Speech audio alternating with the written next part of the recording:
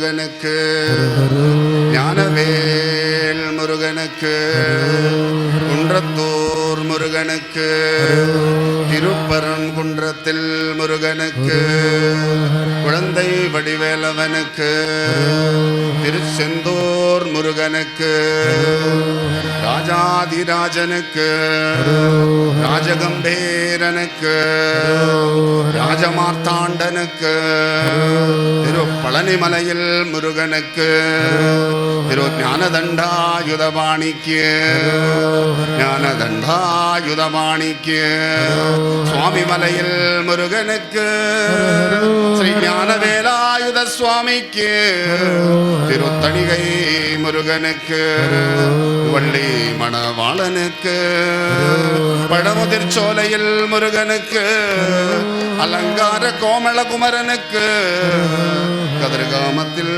கந்தனுக்கு, நல்லூர் முருகனுக்கு, செல்வ சந்நிதியில் குமரனுக்கு, மாவட்டபுரம் கந்தனுக்கு, வயலூர் முருகனுக்கு, வீராளிமலையில் முருகனுக்கு, வடபழனி முருகனுக்கு, வடபழனி முருகனுக்கு, குன்றுதோறும் நின்றாடும் குமரனுக்கு, குன்றத்தூர் முருகனுக்கு.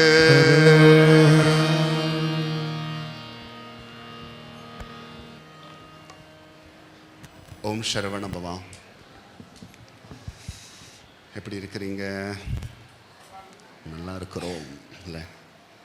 பகவான் இருக்கிறப்போ நமக்கு என்ன குறை? பகவானோடு இருக்கிறப்போ நமக்கு என்ன குறை? பகவான் இருக்கிறார், பகவானோடு இருக்கிறோம் இல்லையா? அப்போ ஒரு குறையும் இல்லை.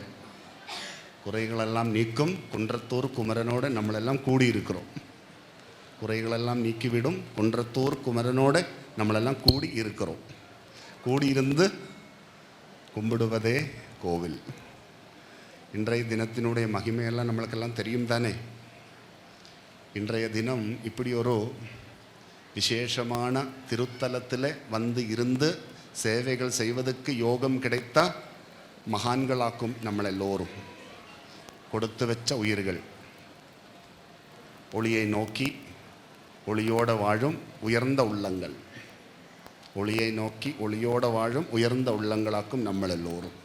அதன் காரணம் கொண்டு தான் இன்றைய தினம் இந்த குன்றத்தூர் குமரனின் கோவிலில் நம்மளெல்லாம் கூடியிருந்து குன்றத்தூர் குமரனை புகழ்த்தி பாடிக்கொண்டிருக்கிறோம். அது ஒரு பெரிய பாக்கியம். இன்றைக்கி என்ன விசேஷம்னு யோசித்து பாருங்கோ. இன்றைக்கி ரொம்ப விசேஷம். இன்றைக்கி செவ்வாய்க்கிழமை இல்லையா?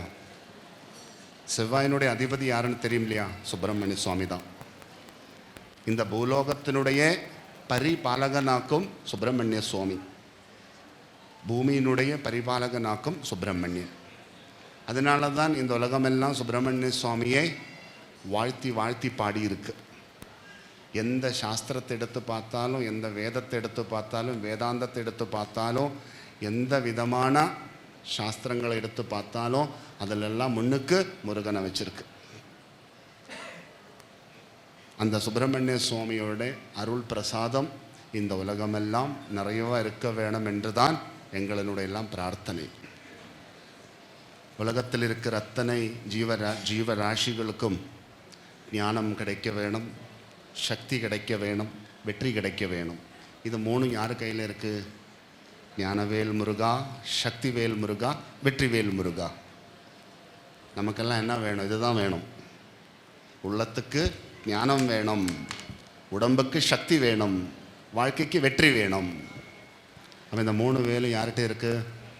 இந்த மூணு சுவாமிகிட்ட தான் இருக்குது. ஞானவேல் முருகா, ஞானம்தான் நம்மளை வாழ வைக்கும் இல்லையா? அறிவு தான் நம்மளை வாழ வைக்கும். அறிவோட ஆரோக்கியம் நம்மளை வாழ வைக்கும். ஆரோக்கியத்தோட ஐஸ்வர்யம் நம்மளை வாழ வைக்கும். எங்கே அறிவு இருக்கோ, எங்கே ஆரோக்கியம் இருக்கோ, அங்கே ஐஸ்வர்யம் வரும் இல்லையா? ஞானமும் வேணும், சக்தியும் வேணும். இது ரெண்டும் சேர்ந்து வேலை செய்யும்போது ஐஸ்வர்யங்கள் கூடி வரும். அப்போ அந்த ஞானவேலும் சுவாமி நம்மளுக்கு தரணும், சக்திவேலும் சுவாமி நமக்கு தரணும், வெற்றிவேலும் சுவாமி நமக்கு தரணும். சுவாமிகிட்ட அதுதான் கேட்கணும், வேற ஒன்றும் கேட்க வேண்டாம். சுவாமிகிட்ட இருக்கிறது தான் நம்ம சுவாமிகிட்ட இருந்து கேட்கணும். சாமிகிட்ட என்ன இருக்கோ அதுதான் கேட்கணும் இல்லையா? அதுதான் சாமி கொடுப்பார்.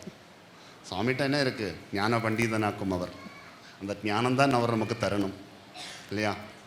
கோலத்தில் ஆண்டியாக இருந்தாலும் ஆனால் அவருடைய பாவத்தில் அவர் அரசனாக இருக்கிறார், ஞான பண்டிதனாக இருக்கிறார்.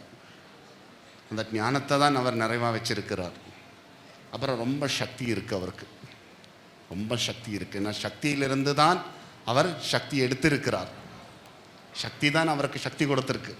அப்போ அவரிடம் ரொம்ப சக்தி இருக்குது. அந்த சக்தியும் நம்மளுக்கு ரொம்ப தேவை இருக்குது வாழ்க்கையில். அது மாதிரி நமக்கு வாழ்க்கையில் வெற்றி கிடைக்கணும், வாழ்க்கையில் வெற்றி கிடைக்கணும், வாழ்க்கை தான் வெற்றி அடையணும். வசதிகளெல்லாம் குறைவாக இருந்தாலும் கவலைப்பட வேண்டாம், வாழ்க்கையில் வெற்றி கிடைச்சா போதும். வாழ்க்கையில் வெற்றி கிடைக்கணுன்னா வசதி ஒன்றும் முக்கியம் இல்லை. வசதி இல்லாதவங்களுக்கும் வெற்றி கிடைச்சிருக்கு. வசதி இருந்துட்டு வெற்றி கிடைக்காம எத்தனை பேர் கஷ்டப்படுறாங்க. அப்போ வசதி தான் வெற்றிக்கு காரணம்னு நம்ம நினைக்கக்கூடாது. வசதி ஒன்றும் இல்லைன்னாலும் நமக்கு வெற்றி கிடைக்கும்.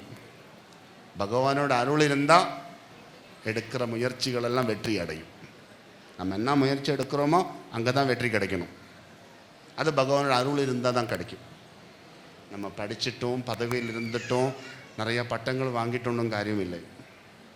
சாமியோட அருள் இருந்தால் படிப்பும் தேவையில்லை, பதவியும் தேவையில்லை, பட்டமும் தேவையில்லை, வெற்றி கிடைக்கும். இதெல்லாம் வேலை செய்யணுன்னா, நம்ம படிப்பு வேலை செய்யணுன்னா, நம்ம பட்டம் வேலை செய்யணுன்னா, நம்ம பதவி வேலை செய்யணுன்னா சாமியோட அருள் வேணும். அப்போ தான் இதெல்லாம் வேலை செய்யும். அப்போ தான் நம்ம வேலை செய்கிற இடத்துல நிம்மதி இருக்கும். அந்த வேலை செய்கிற இடத்துல நிம்மதி இருக்கணும்னா சாமியோட அருள் வேணும். அதுக்கு தான் பாபா எப்போ சொல்லுவேன், பகவானை நம்ம ரொம்ப அணைச்சி வச்சுக்கணும், அதை ரொம்ப ஆழமாக வச்சுக்கணும், அதை ரொம்ப அழகாக வச்சுக்கணும். பகவானை ரொம்ப அணைச்சி வச்சுக்கணும், கட்டியாக பிடிச்சிக்கணும். ஹனுமான் ராமரை பிடிச்ச மாதிரி கட்டியாக பிடிச்சிக்கணும். அப்புறம் அதை ரொம்ப ஆழமாக வச்சுக்கணும், ஹிருதயத்தில் வச்சுக்கணும். ஆழமாக வச்சுக்கணும்னா ஹிருதயத்தில் தான் வச்சுக்கணும். ஹனுமான் ராமரை ஹிருதயத்தில் தானே வச்சுட்டு இருந்தார். அதை ரொம்ப அழகாக வச்சுக்கணும். ஹனுமான் ராமரை எவ்வளோ அழகாக வச்சுட்டு இருக்கிறார். அப்போ தான் நமக்கு பகவான்கிட்ட இருந்து வரம் கிடைக்கும். பகவானை நம்ம தூரத்தில் வச்சுட்டு இருக்கக்கூடாது. தேவைக்கு மட்டும் கடவுளை தேடக்கூடாது. கடவுளோடு தான் இருக்கணும், கடவுளோடு தான் வாழணும், கடவுளாக தான் இருக்கணும். கடவுளோடு இருக்கணும், கடவுளோடு தான் இருக்கணும், கடவுளாக வாழணும். அதான் வாழ்க்கை. அதனால தான் எப்போவுமே நம்மளுக்கெல்லாம் அந்த தெய்வீகத்தில் உயர்ந்த நிலைமைக்கு வருவதுக்கு என்ன மார்க்கம் என்று கேட்டால், சஜ்ஜனங்களோட கூடி வாழணும். சஜ்ஜனங்களோட இந்த மாதிரி ஆலயங்களோட எல்லாம் ஐக்கியமாக இருக்கணும்.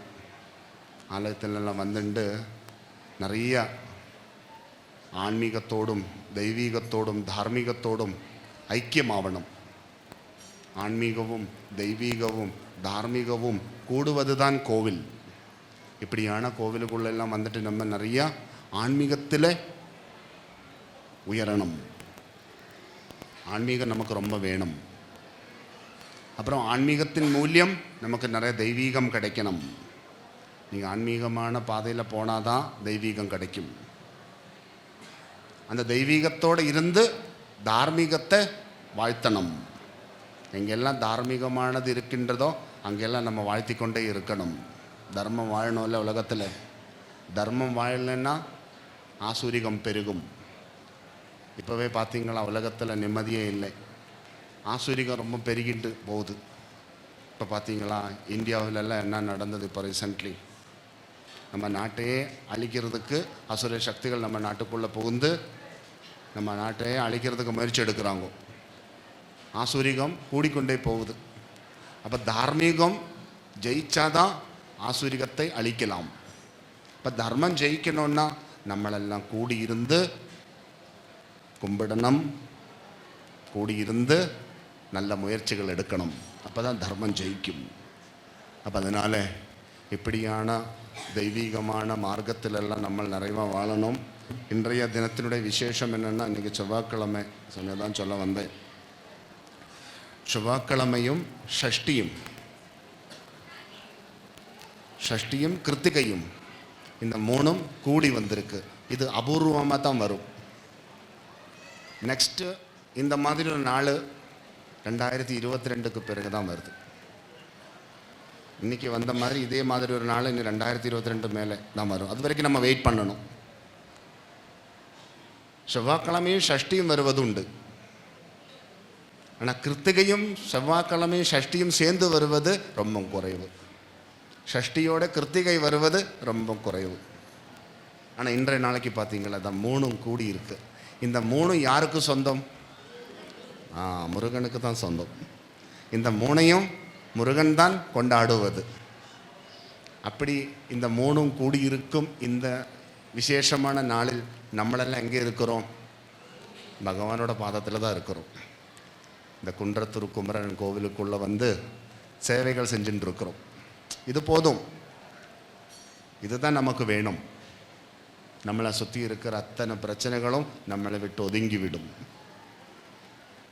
பகவானோட நம்ம ஐக்கியமாயிட்டோன்னா அப்புறம் பகவான் பார்த்துக்கொள்வார் தானே நம்மளை. அப்புறம் நம்மளுக்கு பயம் வேண்டாம். ஏன் பயம்? அவர் சொல்கிறார்ல, யாம் இருக்க ஏன் பயம்னு. யாம் இருக்க ஏன் பயம்? அதான் முருகன் சொல்கிறார்.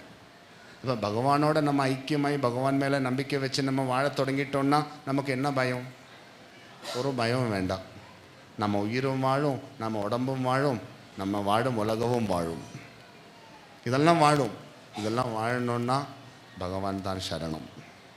உயிரும் நம்ம கையில் கிடையாது, உடம்பு நம்ம கையில் கிடையாது, இந்த உலகம் நம்ம கையில் கிடையாது. உள்ளம் ஆனந்தமாக இருக்கணும்னாலும், உடம்பு ஆரோக்கியமாக இருக்கணும்னாலும், உலகம் அமைதியாக இருக்க வேணும் என்றாலும் நிச்சயமாக பகவானோட அருள் தான் வேணும். அந்த அருள் எப்படி வரும்? நம்மளெல்லாம் கூடியிருந்து கும்பிட்டா தான் வரும். கூடியிருந்து கும்பிட்டா தான் வரும். அந்த கூடியிருந்து கும்பிடுவதற்கு தான் ஆதி காலத்தில் வாழ்ந்த மகான்களெல்லாம் இப்படியான விசேஷமான ஆலயங்களெல்லாம் குன்றுதோறும் உருவாக்கி வைத்திருக்கின்றது. இப்படியான மிகப்பெரிய கோவில்களெல்லாம் ஆதி காலத்தில் வாழ்ந்த மகான்கள் ஏன் உருவாக்கி வைத்திருக்கின்றது? நம்மளுக்கு எல்லோருக்கும் கூடியிருந்து கும்பிடுவதற்கு தான் இப்படியான மிகப்பெரிய கோவிலெல்லாம் கட்டி வைத்திருக்கின்றது. பாபா எப்பவும் சொல்லுவேன், சமைச்சு வச்சிருக்கு, எடுத்து சாப்பிடுங்கோன்னு. நம்மளால் இப்படியெல்லாம் சமைக்க முடியாது இல்லையா? ஆனால் சமைச்சு வச்சிருக்கு, நம்மளுக்கானதெல்லாம் சமைச்சு வச்சிருக்கு. இதெல்லாம் எடுத்து சாப்பிடக்கூடிய ஒரு நேரம் நமக்கு இருந்தால் போதும். அந்த மனமும் நமக்கு இருந்தால் போதும்.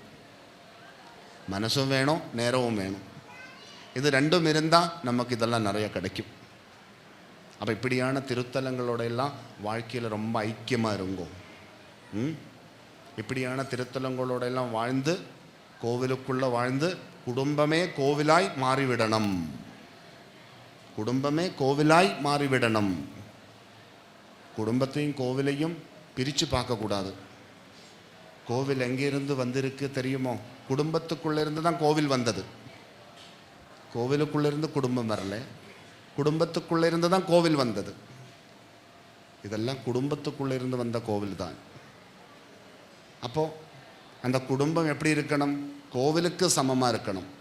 கோவிலில் வந்தால் நமக்கு என்ன கிடைக்கும்? எல்லாம் கிடைக்கும். கேட்குறதெல்லாம் கிடைக்கும். தார்மீகமானதெல்லாம் கிடைக்கும். தெய்வீகமானதெல்லாம் கிடைக்கும். ஆன்மீகமானதெல்லாம் கிடைக்கும். கோவிலுக்குள்ளே வந்தால் அமைதி கிடைக்கும், இல்லை ஆனந்தம் கிடைக்கும், ஐஸ்வர்யம் கிடைக்கும், சொர்க்கம் கிடைக்கும், எல்லாம் கிடைக்கும். அதை மாதிரி வீட்டுக்குள்ளேயும் இதெல்லாம் கிடைக்கணும். வீட்லேயும் அமைதி இருக்கணும், ஆனந்தம் இருக்கணும், ஐஸ்வர்யம் இருக்கணும், எல்லாம் இருக்கணும். அப்போ தானே வீட்டுக்குள்ளே வாழலாம். இதெல்லாம் இல்லாமல் எப்படி வாழ முடியும்? அப்புறம் கோவிலுக்குள்ளே வந்தால் எப்படி நம்மளுக்கு ஆனந்தம் கிடைக்கின்றதோ அதன் போலவே வீட்டுக்குள்ளே வரும்போது நமக்கு ஆனந்தம் கிடைக்கணும். இப்போ வீடு எப்படி வச்சுக்கணும்? கோவிலுக்கு சமமாக வச்சுக்கணும். வீட்டில் நிறைய பிரார்த்தனை நடக்கணும், வீட்டில் நிறைய நாம ஜபம் நடக்கணும், வீட்டில் நிறையா பூஜை நடக்கணும்.